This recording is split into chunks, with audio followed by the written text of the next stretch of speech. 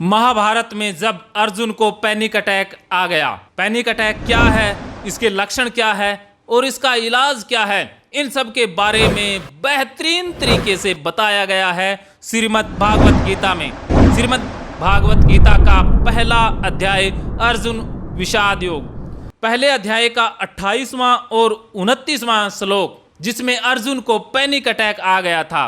अर्जुन के अंदर क्या क्या लक्षण थे, उसके लिए ये 2 श्लोक जान लीजिए। अर्जुन बोले, हे कृष्ण, युद्ध क्षेत्र में डटे हुए युद्ध के अभिलाषी इस सवजन समुदाय को देखकर मेरे अंग शिथिल हुए जा रहे हैं, मुंह सूखा जा रहा है तथा मेरे शरीर में कंप व रोमांच हो रहा है। हाथ से गांडीव धनुष भी गिर रहा है और त्वचा भी बहुत जल रही है तथा मेरा मन भ्रमित सा हो रहा है, इसलिए मैं खड़ा रहने में भी समर्थ नहीं हूँ। ये लक्षण पैनिक अटैक के लक्षण हैं।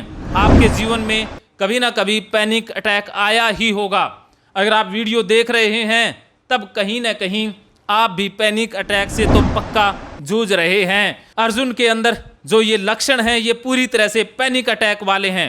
पैनिक अटैक में अंग शिथिल हो जाते हैं, अंगों में कंपन आने लग जाता है, शरीर में कंपन आ जाता है, हाथ में कोई भी वस्तु है वो गिर जाती है, त्वचा जैसे जलने लग जाती है, सारे शरीर में सनसनाहट फैल जाती है, मन भ्रमित सा हो जाता है, कुछ भी साफ दिखाई देता नहीं है, जिसे मनोवैज्ञानिक भाषा में ब्रेन फॉग कहते हैं कि मन में कुछ भी क्लियर समझ में आने जैसी अवस्था रहती नहीं है।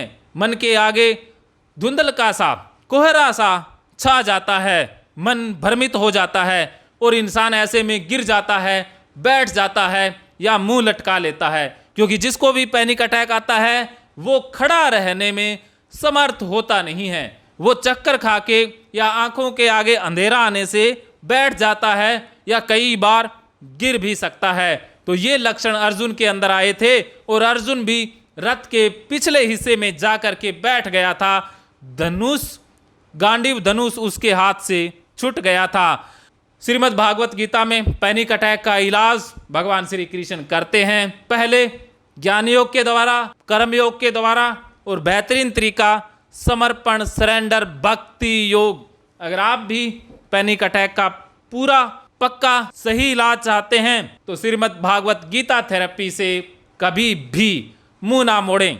और आपके लिए खुशखबरी है कि हम 7 दिवसीय भागवत गीता की क्लास, भागवत गीता की वर्कशॉप दिसंबर महीने में करने जा रहे हैं। उसमें 700 श्लोकों के माध्यम से आपकी समस्या का समाधान किया जाएगा। इसके लिए आप मुझसे कभी भी बात कर सकते हैं।